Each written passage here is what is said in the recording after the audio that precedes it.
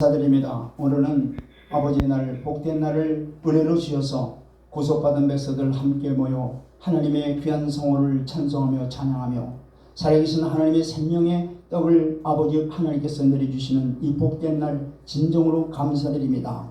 아버지, 이 시간 드리는 이 예배가 온전히 신령과 진정으로 예배하는 은혜의 시간들이 되게 도와주시고, 또 내려주시는 하나님의 생명의 말씀이 우리의 심령에 온전히 또한 새김받이고 그 말씀 따라 살아나가는 믿음이 되게 도와주시옵소서. 성령께서 온전히 진리 가운데로 우리를 인도하시고 은혜를 베풀어 주시옵기를 간절히 간구하 구원하오며 예수 그리스도의 이름으로 기도드리옵나이다. 아멘. 오늘은 어떻게 해야 주님 맞이할 수 있을까라는 점으로 함께 은혜를 나누고자 합니다.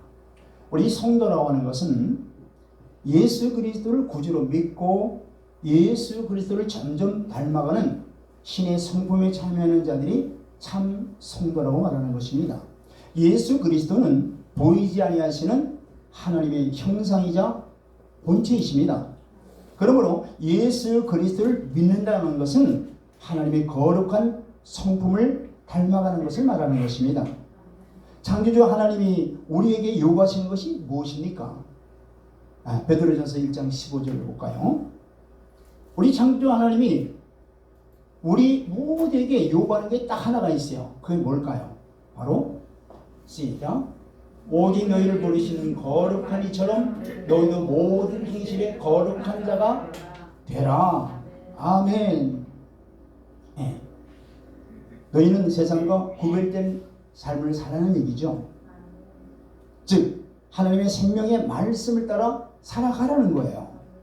하나님의 말씀을 따라 살아가는 것이 신의 성품을 닮아가는 삶이요, 그 결과 신앙의 미덕들인 바로 믿음과 지식과 절제와 인내와 경건과 형제 우애와 사랑과 같은 것들을 예수 그리스도를 아는 지식을 통해서 아름답게 열매를 맺을 수 있다고 성경은 말씀하고 있는 것입니다.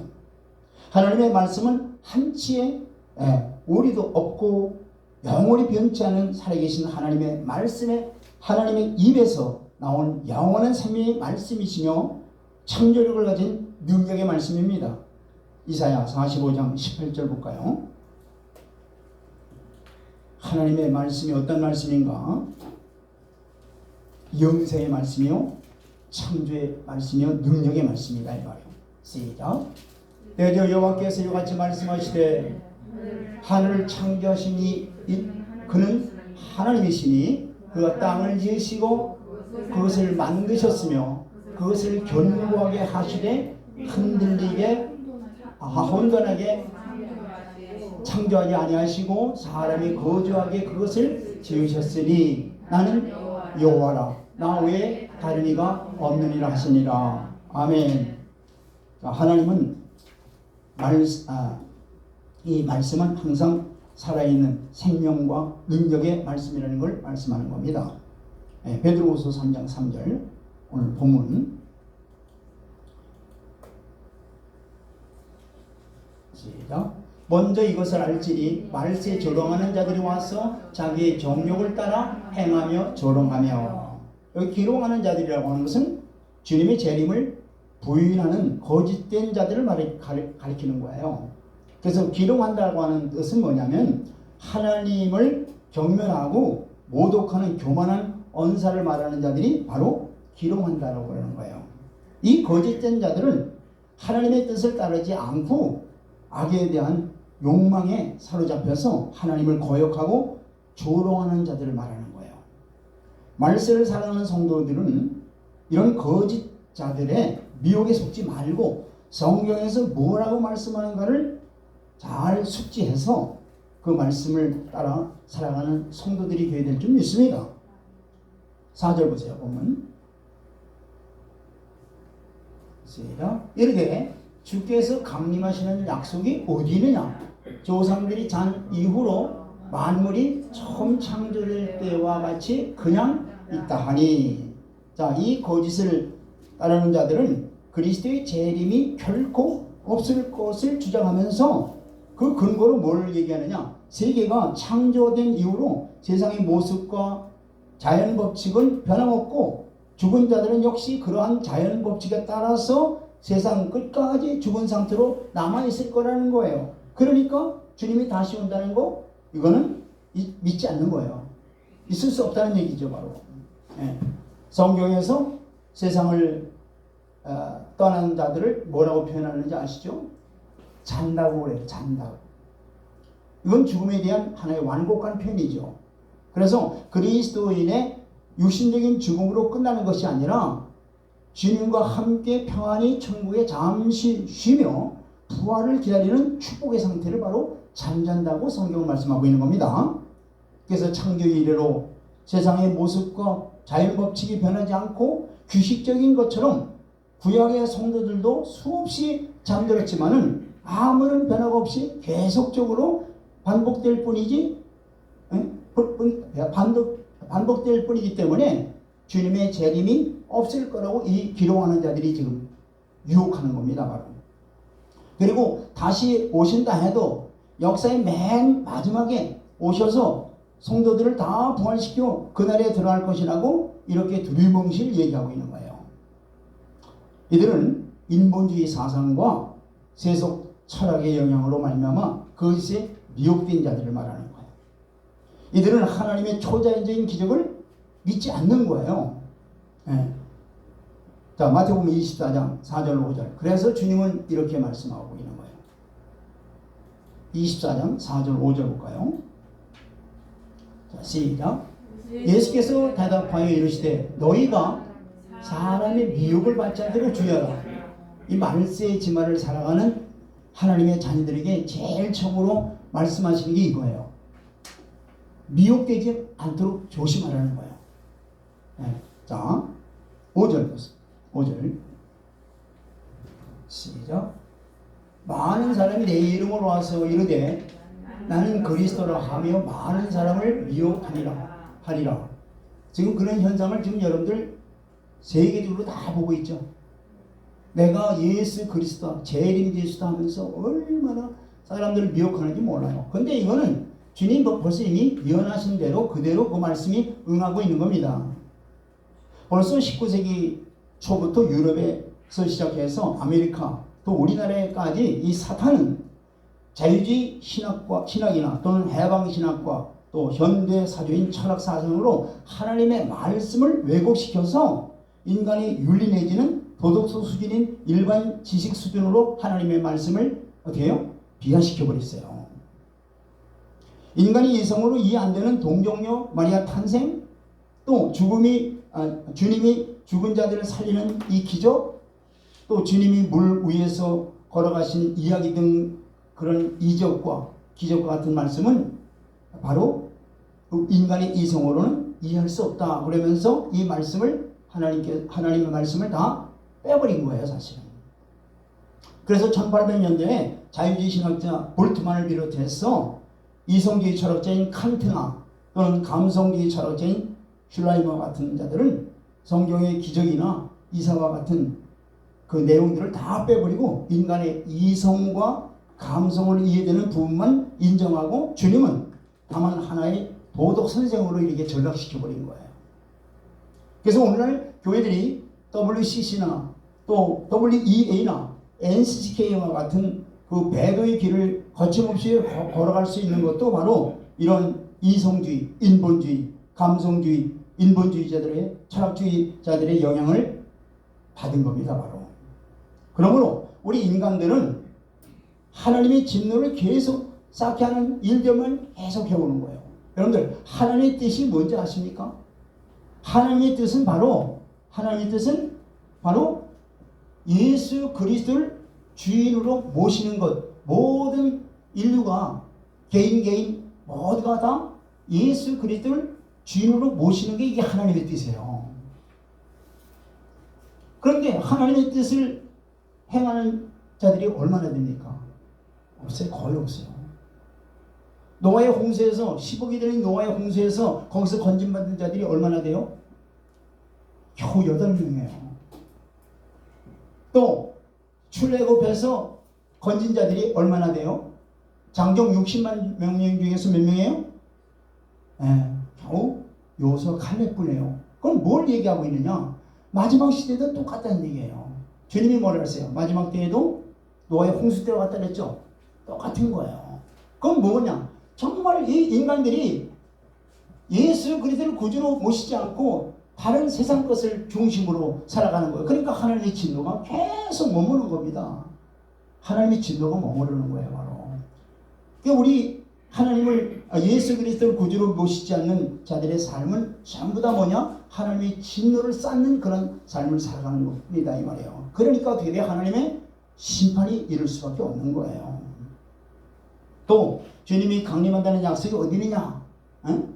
만약에 주님이 오신다 할지라도 역사의 맨 끝에 오셔서 성도들을 그냥 다 데려가서 그 나라로 데려간다. 그러니까 어떻게 돼요? 주님 오셔서 통치할 천년왕국이라든가 저 적그리스도가 잠시 통치할 그 666표 이런 거 다 인정 안 하는 거예요. 그건 다 하나의 상징적인 거다. 또 만약에 천년왕국이 있다 할지라도 지금 이 시대가 천년왕국이다 하면서 얼버무리면서 하나님의 말씀을 어떻게 돼요? 왜곡시켜버리는 거예요. 그런 자들이 얼마나 많이 나왔는지 몰라요. 이건 전부 다 하나님의 말씀에 반하는 일들이요. 하나님의 진노를 쌓고 있는 겁니다. 이러한 악한 사상이 온 세상에 독버섯처럼 퍼져서 성도들을 미혹하고 있는 이 시대가 되어버렸어요. 자, 이런 자들에게 어떠한 증거를 내리는지 한번 볼까요? 자, 데살로니가 후서 2장 11절로 12절 보시기 바랍니다. 하나님의 진리의 말씀을 왜곡시켜서 하나님의 뜻에 거슬리는 그러한 자들은 하나님께서 이런 증거를 반드시 내리신다고 약속하고 있는 거예요. 시작. 이러므로 하나님이 미혹의 역사를 그들에게 보내사 거짓 것을 믿게 하시면, 자, 여러분들 미혹해 하는 영을 보내서 그들을 어떻게 돼요? 그 거짓된 걸 믿게 한단 말이에요. 오히려 하나님께서. 그러면 어떻게 될까요? 12절 보세요. 시작. 진리를 믿지 않고 불의를 좋아하는 모든 자들로 하여금 심판을 받게 하려 하십니다. 이거죠, 바로. 진리가 뭐예요? 예수 그리스도잖아요. 예수 그리스도를 믿는다는 것은 주인을 바꾸는 거예요. 이게 바로 예수 그리스도를 믿는 거예요. 그냥 입으로만 믿고 이런 게 예수를 믿는 게 아니에요. 예수를 믿는다고 하는 것은 예수 그리스도를 구주로 믿고 나 주인이 됐던 것을 주님께 완전히 바꿔드리는 거예요. 예. 그렇지 않은 삶을 살아가는 건 다 뭐예요? 하나님의 심판을 받는다고 말씀하시는 거예요. 하나님의 진노가 그 위에 머물러 있다고 말씀하시는 거예요. 그래서 예수님이 뭐라고 말씀해요? 그러므로 깨어있으라. 어느 날에 너희 주가 임할지 모른다. 그러면서 계시록 2장 29절 귀 있는 자는 성령이 교회들이 하시는 말씀을 들을지어다. 계속 주님은 깨어있으라 그러죠. 즉 하나님의 뜻이 뭔지를 너희들이 깨달으라. 그게 뭐예요? 예수 그리스도를 구주로 진정으로 모시며 살아가는 삶을 살아라. 이게 바로 하나님의 뜻이에요. 오늘 얼마나 많은 성도들이 이런 자유주의 신학에 미혹되어 있는지 모릅니다. 이런 자연의 인과 법칙만 따르고 살아가는 거예요, 바로. 예, 그래서 니체 같은 철학자는 무슨 말을 했는지 아십니까? 하나님은 없다. 그리고 하나님은 죽었다. 따라서 예수님의 재림과 같은 것은 있을 수 없다. 라고 거침없이 말을 하는 거예요, 바로. 이런 자들의 영향을 받은 자들이 이 세상에 지금 말세지말에 너무나 많다는 거예요. 진리에 왜곡된 자들이 주의 강림하신다는 약속이 어디느냐? 모든 피조물들은 심판하기 위해서 다시 오시는 주의 재림을 강력히 바로 부인하고 있는 거예요, 이들이요. 처녀 마리아에서 어떻게 예수가 나올 수 있겠느냐?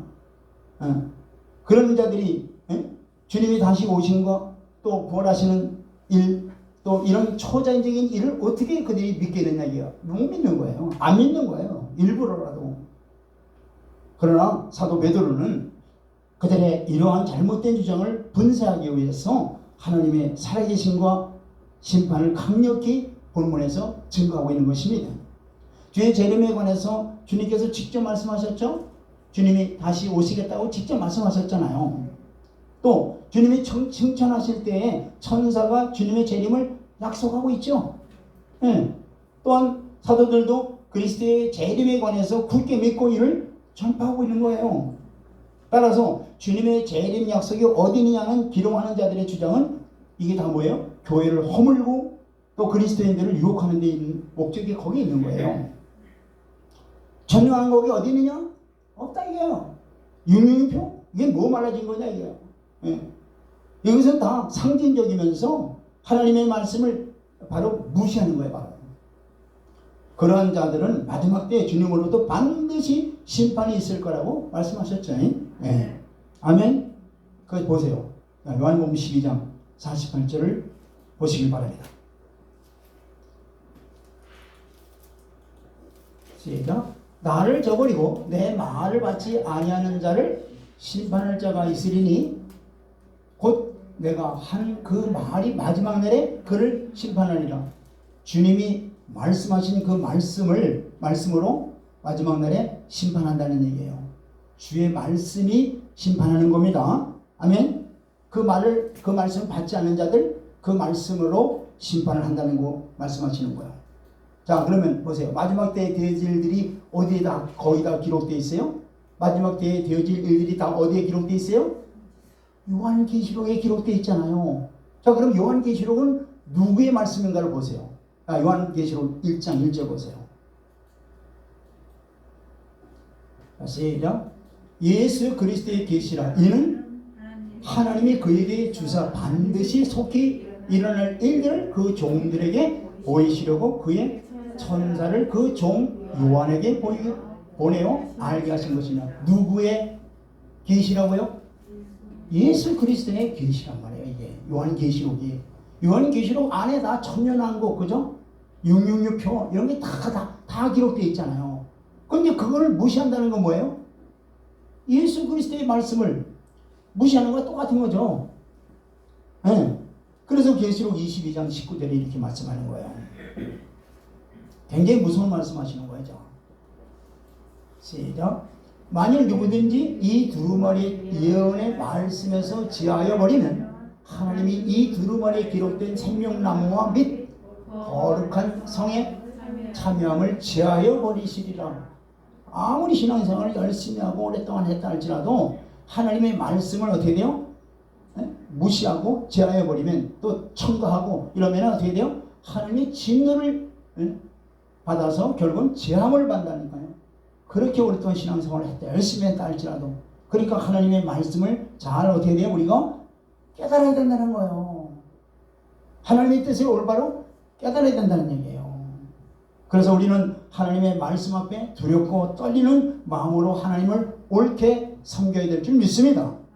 말세에는 거짓에 미혹되어 주님을 진정으로 주인으로 모시며 신앙생활을 해야 할 터인데 여전히 자기가 주인 노릇하며 신앙생활을 하는 사람들이 너무나 많아요. 이게 종교인들이에요.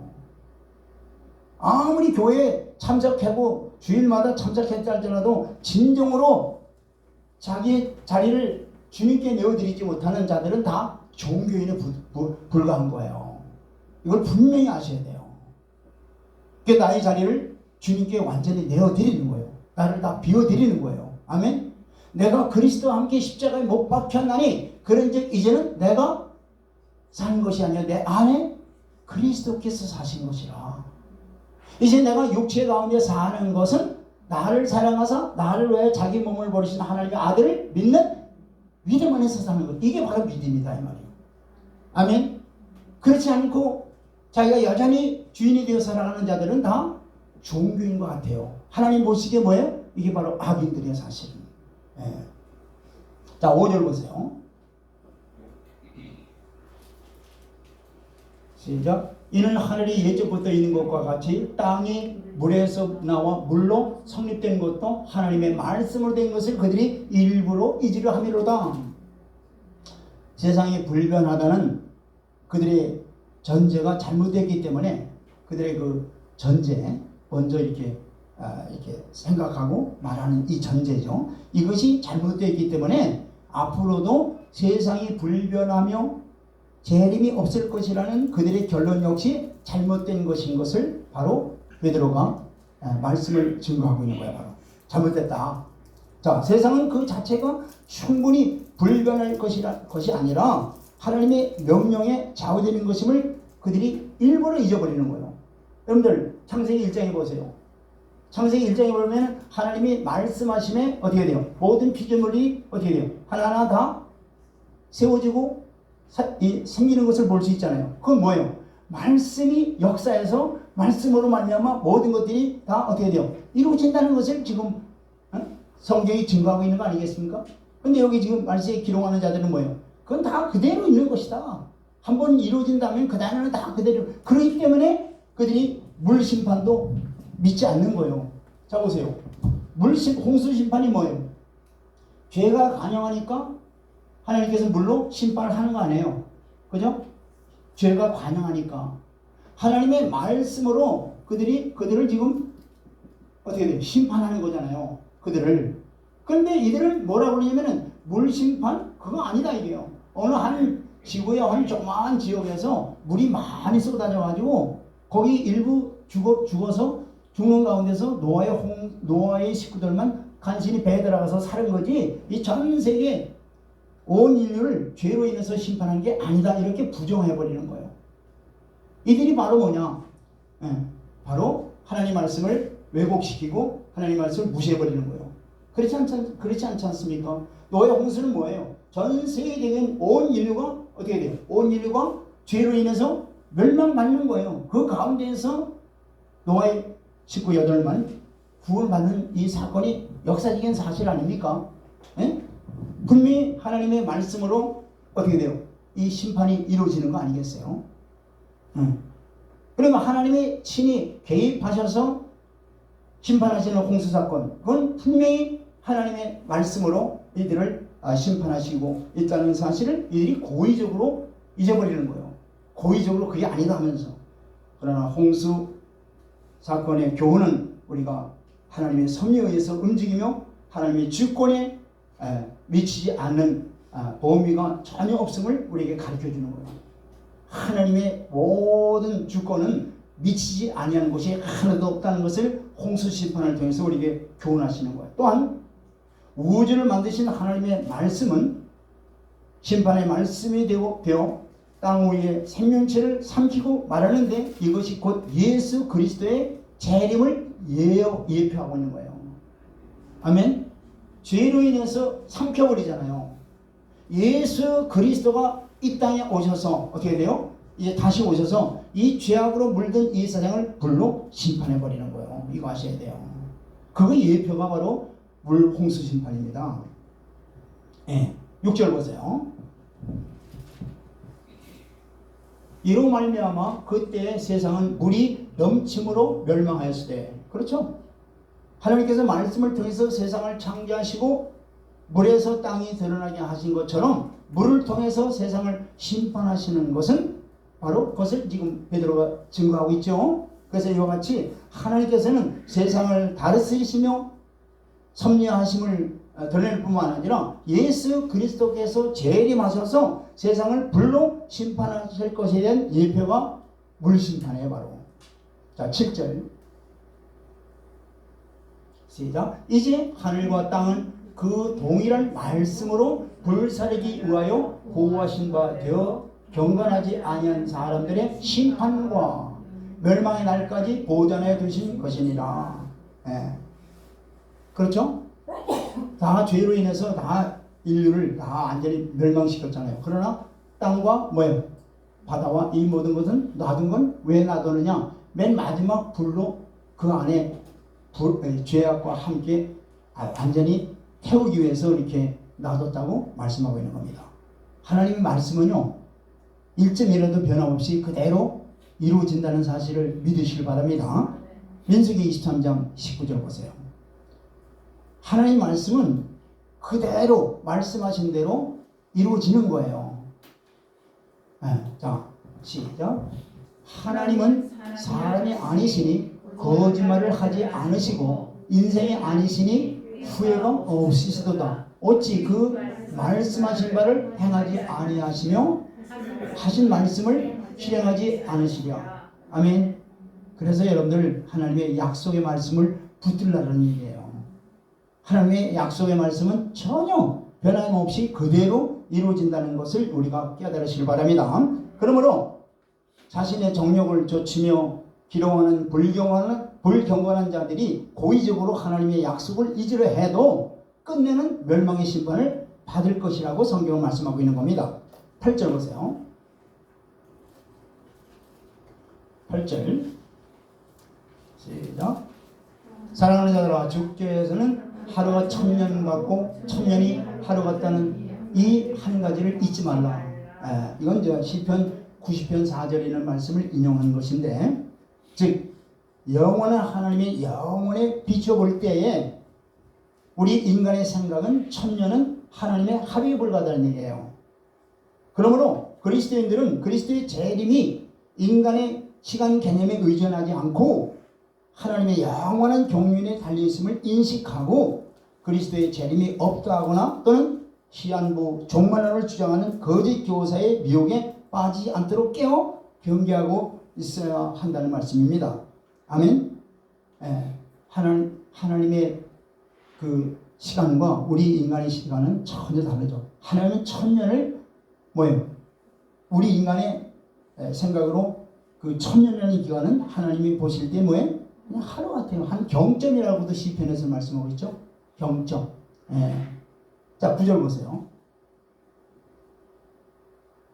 시작. 주의 약속은 어떤 이들이 더디다고 생각하는 것 같이 더딘 것이 아니라 오직 주께서는 너희를 대하여 오래 참으사 아무도 멸망하지 아니하고 다 회개하기에 이르기를 원하시. 이게 바로 하나님의 본 마음이에요. 아멘. 자, 기록하는 자들이 미혹되어서 뭐라 하냐면 주의 재림이 언제 있느냐, 온다고 하는데 지금도 오지도 않고 있는데 언제 오느냐 이게 그건 거짓말이다 이게야. 이러면서 하나님 말씀을 왜곡시키는 거잖아요. 그러나 그것은 더디 오시는 것이 아니라 오래 참으시는 거예요. 이 참으심이라고 하는 것은 뭐냐면은 죄인들을 향해 회개하기를 기다리는 하나님의 대표적인 속성이 뭐냐? 참으시는 거예요. 죄의 재림의 지연은 단지 죄인들이 되어오기를 바라고 오래 참으시는 하나님의 긍휼하심에 있는 것입니다. 한편 너희를 대하라고 하는 것은 전 인류를 말하는 거예요. 너희라는 것은 여기 전 인류를 말하는 거예요. 자, 이것이 지금도 변함없이 가지고 계신 죄인들이 회개하기를 원하는 타락한 모든 인류를 향한 간절한 하나님의 긍휼하심의 마음을 여기에 있는 것입니다. 집 나간 탕자 알죠? 집 나간 탕자가 돌아오기만을 기다리는 아버지의 애끓는 마음과 같은 그 마음이 아버지의 마음이에요. 하나님 아버지의 마음이다 이 말이에요. 그러므로 그리스도인의 지연이 예수 그리스도의 그 재림의 지연이 공허한 하나님의 약속을 나타내는 것이 아니라 인류를 향한 오래 참으시는 하나님의 은혜임을 깨닫고 성도들은 하나님의 구원의 기회를 불신자들에게 알리며 예수 그리스도 안에서 더욱 성화된 삶을 살아가야 될 것입니다. 10절 보세요. 시작. 그러나 주의 날이 도둑같이 오리니 그날에는 하늘이 큰 소리로 떠나가고 물질이 뜨거운 불에 풀어지고 땅과 그 중에 있는 모든 일이 드러나리로다. 아멘. 자, 그리스도의 재림이 도적같이 도적이 아무런 예고 없이 찾아오는 것처럼 예기치 않은 때에 주의 재림이 임한다고 말씀하시는 거죠. 자, 이 같은 그리스도의 갑작스러운 재림은 이미 예수님이 자신이 말씀하셨어요. 또 바울도 또 세례 요한, 사도 요한도 강조한 것으로 베드로는 이런 표현을 바로 재림 강조하시면서 재림 표현을 강조하면서 우리들에게 기록자들의 미혹에 절대 넘어가지 말고 깨어서 준비하라고 권면하고 있는 겁니다. 그날에는 하늘이 큰 소리로 떠나간다 그랬죠. 즉 주의 재림이 나타날 때 심판의 무서운 상태를 표현하고 있는데요. 여기 체질이라고 하는 것은 바로 세상을 구성하고 있는 여러 가지 물질들이죠. 그 물질들이 다 어떻게 된다는 얘기예요. 다 타버린다는 거예요. 따라서 본문의 이 주의 재림 때에 온 세상이 불에 타 해체됨을 말합니다. 완전히 불이 타서 해체를. 자, 그러면 이때 살아남을 자가 어디냐고 사람들이 의문할 거 아니에요. 근데 분명히 이사야 33장에 말씀하고 있죠. 이런 가운데서 살아남을 자들이 있다고 했잖아요. 지난주에 말씀했잖아요. 이사야 33장이 그 말씀이란 말이에요. 하나님께서 특별하게 보호하시고 은혜를 주셔서 넉넉히 살아날 자들을 하나님께서 미리 마련하셨다고 했어요. 자, 땅과 그 중에 모든 것들이 드러난다 그랬죠. 이 드러난다는 것은 뭐냐면 다 태워버린다는 뜻이에요. 원어가. 드러난다는 것이 태워버린다는 뜻이에요. 자, 그런 뜻으로서 인간이 이뤄놓은 모든 것이 다 파괴되고 불살라버린다는 거예요. 자, 보세요. 이제 바벨탑 사건이 바로 그 얘기예요. 바벨탑 사건, 하나님이 없는, 아무리 바벨 문화를 쌓아도 하나님은 그건 하나도 인정하지 아니하시는 거예요. 하나님이 없는 바벨 문화, 그죠? 경제 발전 뭐 다 마찬가지예요. 하나님이 빠진 모든 세상에 세상 사람들이 하는 그 모든 문화, 이건 다 뭐냐? 불로 폐기 처분할 것이라고 분명히 말씀하고 있는 거예요. 그래서 거기에 너희들은 어디에 관심을 갖지 말고 거기에 빠지지 말라고 말씀하시는 거예요. 거기서 나오라고 말씀하시는 거예요. 분명하셔야 돼요.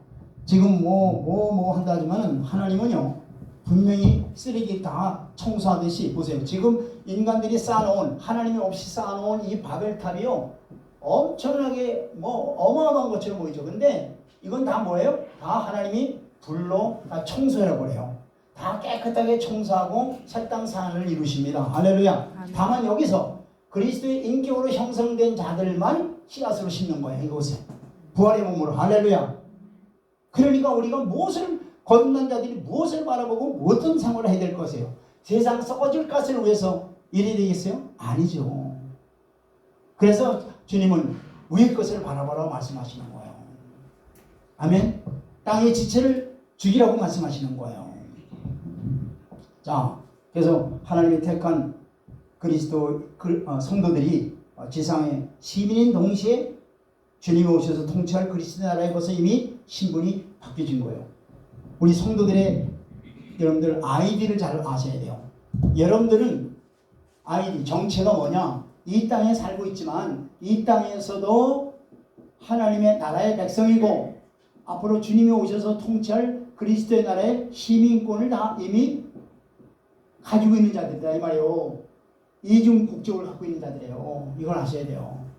그래서 너희는 이 세상에 같이, 이 세상 사람들과 같이 살고 있지만 이 세상 것을 본받지 말라는 거예요. 왜? 우리는 이제 새 시민권으로서 새 나라에서 하나님의 이제 거룩한 뭐예요? 제사장들이 되었기 때문에 이 땅에 썩어질 것을 바라보지 말라는 거예요.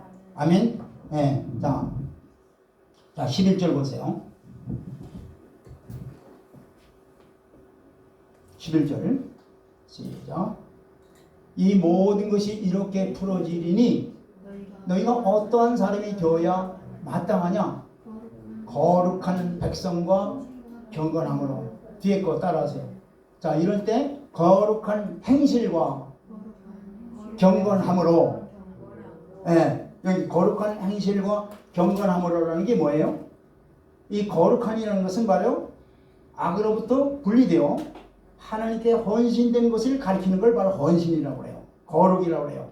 이 경건은 하나님을 닮아가는 것을 말하는 거예요. 그러니까 뭐예요? 경건하려는 것은, 경건하는 것이라는 건 뭐냐면 하나님을 닮아가는 걸 말하는 거예요. 자, 그리스도인들은 이 세상이 그리스도의 재림 때에 확실히 파멸될 것이기 때문에 악에서 떠나서 오직 하나님의 뜻을 따라 행하는 일밖에 없는 거예요. 이처럼 인간의 상상을 초월한 하나님의 심판날은 필연적으로 반드시 닥치게 돼 있어요. 이에 대해서 우리가 할 일은 그 심판을 모면하려고 온갖 노력하는 것보다 뭐예요? 매일매일 어떻게 살아야 돼요?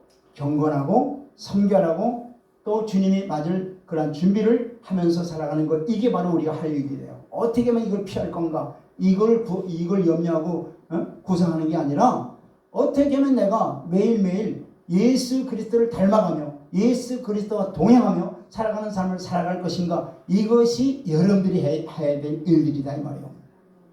그래서 거룩한 행실과 경건함으로 하나님의 날이 임하기를 바라보고 간절히 삼하는 자세를 가져야 된다는 얘기예요. 인간의 죄악으로 물든 만물들을 확실히 파멸이 되기 때문에 이 세상에 생존한 사람들은 새로 이룩될 그러한 새 나라의 내세적이고 또 영원한 질서를 바라보는 거룩하고 경건한 삶을 이 나라에 벌써 이미 다 우리는 시민권이 됐잖아요. 이 나라에 살 것을 생각하면서 그것을 함하면서 살아가라는 얘기예요. 할렐루야. 아멘. 자, 그래서 12절 보세요. 그래서 에베소서 5장 5절 보세요. 자, 그래서 하나님은 이 말씀을 주시는 거예요. 에베소서 5장 5절 시작. 너희도 정녕 이것을 알거니와 음행하는 자나 더러운 자나 탐하는 자 곧 우상 숭배자는 다 그리스도와 하나님의 나라에서 기업을 이거죠. 주님이 오셔서 통치할 그리스도의 나라에 저런 것들은 다 뭐예요? 기업을 받지 못한단 말이에요. 그러니까 저런 걸 다 완전히 이 세상 것들을 다 어떻게 돼요? 이 땅에서 어떻게 돼요? 다 진멸하라는 거예요. 다. 완전히 벗어버리라는 거예요. 예. 자, 12절 보세요.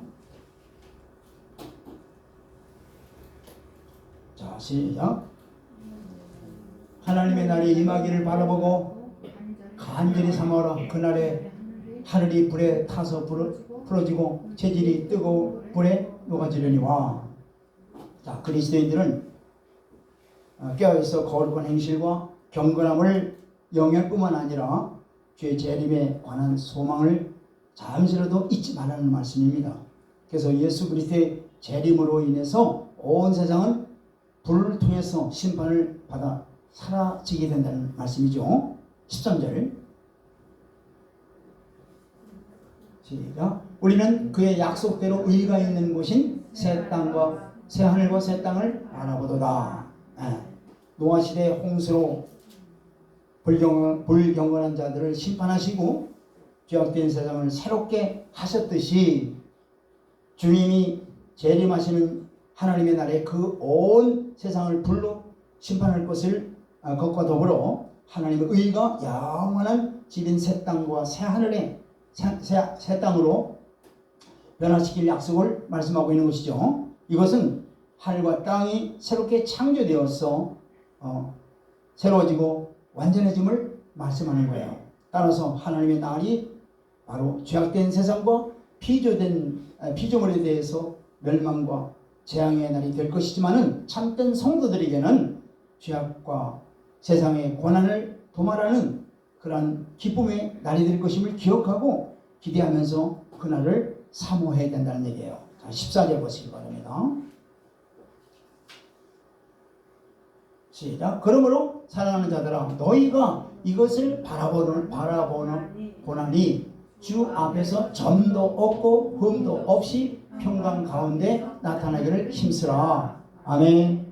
자, 베드로는 새하늘과 새 땅을 소망으로 기다리는 그리스도인들을 어떻게 경건한 삶을 실천하고 해야 될 것인가를 지금 말씀하고 있는데 어떻게 말씀하고 있어요? 점도 없고 흠도 없는 사람으로 살아가라는 거예요. 자, 이런 삶은 그 기준이 세상의 그 어떤 곳에 있는 것이 아니라 오직 예수 그리스도에 의해서 바로 주어지는 거예요. 오직 예수 그리스도를 닮아가는 것뿐이에요.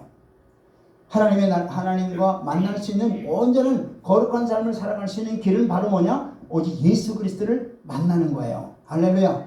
이것이 그리스도인들이 주의 재림할 때에 그리스도로 말미암아 얻게 될 구원의 확신인 것입니다. 자, 어떻게 그러면 신앙생활이 될지 바로 베드로는 이렇게 말씀하고 있는 거예요. 자, 베드로후서 1장 5절로 7절. 자, 다른 건 다 앞에 일어나고 이제 이러한 번떡한 시대 속에 정말로 어떻게 하여야, 어떻게 신앙생활을 하여야 우리가 주님이 오시는 그날에 시민권으로 가지고 들어가서 살 수 있는가, 이걸 지금 밝히 말씀하는데 5절부터 보겠습니다. 시작. 그러므로 너희가 더욱 힘써 너희 믿음의 덕의 지식을. 자, 여기 굉장히 중요한 말씀입니다. 우리가 믿음으로 살라고 말씀하시죠, 성경은. 여기 믿음이라는 건 바로 이거예요. 제일 처음에 신앙생활에서 가장 첫 단추는 믿음이에요. 마지막도 믿음이에요.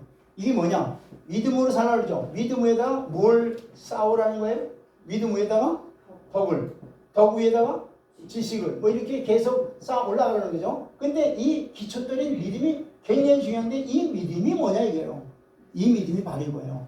예수 그리스도의 모든 것을 나의 주인으로 모시는 거예요. 이게 바로 믿음이에요. 이 믿음 위에서 점점 덕을 지식을 이 덕과 지식 같은 거 뭐예요? 다 어디서 나오는 거예요 이게? 덕과 지식 같은 게 다 어디서 나와요? 예수 그리스도에서 나오는 거죠. 그러니까 우리는 예수 그리스도로 말미암아 구원을 받고 예수 그리스도로 말미암아 더 어떻게 돼요? 그리스도의 풍성한 성품이 우리에게 자라나게 되는 거예요. 그러니까 예수 그리스도를 떠나서는 아무것도 할 수 없다는 얘기예요. 예수 그리스도가 저와 여러분들의 진정한 주인이고 주인으로 모시는 삶, 이걸 바로 하나님이 기뻐 받으시는 삶이요, 하나님이 축복된 삶을 우리를 인도해 주시는 거예요. 아멘. 자, 그래서 6절 보세요. 시작. 지식의 절제를 절제, 인내를 인내, 경건을. 그다음에 7절. 경건의 형제 우애를, 형제 우애의 사랑을. 그러니까 보세요. 믿음으로 끝나는데 그 믿음이 뭐예요? 사랑으로 끝나죠. 믿음, 소망, 사랑 중에 제일은 뭐라 그랬어요? 사랑. 이 사랑은 일단 이거 형제들 간의 사랑, 부모의 사랑 이런 게 아니라 하나님이 주는 아가페 사랑을 말하는 거예요. 그 아가페 사랑을 어떻게 얻느냐? 우리는 자신이 아가페 사랑을 할 수가 없어요. 그건 바로 예수 그리스도를 통해서 나오는 사랑이에요. 예수 그리스도를 통해서 나오는 사랑이 아가페 사랑이에요. 그러니까 예수 그리스도가 저와 여러분들이 진정한 주인이 되어야 된다는 얘기예요. 예수 그리스도를 확실히 안다면, 예수 그리스도를 야다한다면, 즉 안다면 하나님이 주시는 사랑을 알게 되고, 그 사랑을 기준으로 해서 어떻게 돼? 이제는 이웃을 사랑하게 되고, 하나님의 모든 피조물들을 어떻게 돼요? 사랑하게 되고, 내 이웃을 내 몸같이 사랑하게 되는 거예요. 이게 우리 인간의 힘으로 되는 게 아니에요. 그러니까 하나님께서는 우리에게 그냥 믿음 하나 던져주시고 믿음 하나 주시고 그거를 끝나는 게 아니라 믿음에서 출발해서 덕과 지식과 뭐예요? 인내와 절제와 교양과 그 다음에 형제 우애와 사랑으로 점점 어떻게 돼요? 에더파이어라는 거예요. 다시 말해서 점점 교양을 쌓아 올라가라는 거예요. 그럴 때 풍성한 열매를 맺을 수 있어요, 없어요? 맺는 것이죠. 풍성한 열매는 저절로 맺어지게 되는 거예요. 그럴 때 그런 자들이 주님 오셔서 통치하는 그날에 반드시 들어간다고 약속하는 거예요. 보세요. 자, 요한복음 15장 5절 보시기 바랍니다. 그래서 예수님은 포도나무 비유를 이렇게 말씀하시는 거예요. 우리 성도들을 포도나무 비유에 포도나무에 붙어있는 가지에 붙어있는 우리 열매로 우리를 표현하고 있는 거예요. 자, 15장 5절부터 5절 시작. 나는 포도나무요 너희는 가지라. 그가 내 안에 내가 그 안에 거하면 사람이 열매를 많이 맺나니 나를 떠나서는 너희가 아무것도 할 수 없다. 이거 아주 나는 누구예요? 예수님이죠. 예수님은 포도나무를 비유했고 거기에 가지가 뭐예요? 우리죠. 그럼 가지는 뭐를 맺게 돼 있어요? 열게 돼 있어요. 열매죠. 그러니까 바로 우리가 예수 그리스도가 진정한 저와 여러분들이 주인이 된다면, 우리가 예수님 안에, 예수님이 우리 안에 있다면 어떻게 돼요? 가지에서, 포도나무 가지에서 열매를 맺듯이 이런 열매들을 맺게 된다는 얘기예요. 이걸 일부러 억지로가 아니라 이걸 이런 그 덕이라든가 지식이라든가 경건이라든가 절제라든가, 그죠? 형제 우애, 사랑, 이런 것들은 주님이 우리에게 공급해 주신다는 거예요. 그럼 열매는 자동적으로 열매 맺죠. 그러면 그런 자들은 이제 맨 마지막 한 절을 보겠습니다. 자, 베드로후서 1장 16절. 그런 자들은 주님이 오셔서 통치할 나라에 넉넉히 들어간다고 약속하고 계시는 거예요. 자, 시작. 이같이 하면 우리 주 곧 구주 예수 그리스도의 영원한 나라에 들어감을 넉넉히 너희에게 주시리라. 자, 이같이 하면 바로 이거죠. 예수 그리스도를 여러분들의 구주로 믿고 주님께서 우리에게 공급해 주시는 덕과 지식과 경건과 절제, 형제 우애, 사랑 이런 것들을 우리가 덧입으면 그죠? 그래서 열매를 많이 맺으면 이렇게 하면 우리 주 곧 구주 예수 그리스도의 영원한 나라 어디예요? 영원한 나라가 바로 그리스도의 나라, 의의 나라, 평강의 나라, 천년왕국이죠. 천년왕국에 넉넉히 너희가 들어간다는 말씀하시는 거예요. 아멘. 하나님이 궁극적으로 우리를 이렇게 구원하신 목적은 바로 주님이 통치하는 그 나라에 우리 거룩한 백성으로 삼아주시기 위해서 우리를 이 땅에서 먼저 구원해 주신 거예요. 그리고 우리를 보살피시고 축복해 주시는 거예요. 이게 궁극적인 하나님의 목적이에요. 이게 우리만뿐만 아니라 온 일을 향하신 하나님의 뜻이에요. 아멘. 이게 바로 하나님의 뜻이에요. 이 뜻에 맞지 않고 생활하는 건 전부 다 뭐예요? 하나님의 진노에 머무르고 있다는 사실을 알아야 돼요. 내가 교회 다닌다고? 내가 몇 년 동안 신앙생활했다고? 그걸 보시는 게 아니라 주님은 진정 하나님은 너희 안에 예수의 생명이 있느냐 없느냐 이걸 보시는 거예요. 그렇지 아니하면 하나님의 진노가 머무르니까 어떻게 돼요? 결국은 하나님의 진노에 의해서 불로 심판을 받을 수밖에 없어요. 네. 그래서 우리는 진정으로 우리가 모시는 주님이 여러분들의 주님인 것을 깊이 깨닫고 주님이 인도하시는 대로 주님이 역사하시는 대로 우리가 온전히 순종하는 길 이외에는 없는 거예요. 주님의 뜻에 온전히 순복하는 저와 여러분들이 되길 주님으로 다시 한번 축원드립니다. 기도하겠습니다. 하나님 감사드립니다. 오늘 귀하신 말씀을 통해서 말씀의 지말을 살아가는 저희들에게 귀하신 생명의 말씀으로 우리를 깨우쳐 주시고 인도해 주시고 은혜를 베풀어 주시니 감사드립니다. 이제 아버지 하나님이시여 베드로를 통해서 주신 이 말씀과 같이 우리가 이제는 우리가 믿음으로 살되 우리의 믿음의 주이신 예수 그리스도가 우리의 주인으로서 그리고 주님이 우리에게 공급해 주시는 덕과 지식과 경건과 절제와 인내 또 형제의 우애 또 사랑을 공급해 주셔서 우리의 삶이 온전히 주님이 기뻐 받으시는 그러한 성령의 아름다운 열매들을 많이 맺혀 주님 오실 때에 주님이 통치하시는 그날에 넉넉히 들어가는 우리 모두가 다 될 수 있도록 은혜를 베풀어 주시옵소서. 예수 그리스도의 이름으로 기도드리옵나이다. 아멘.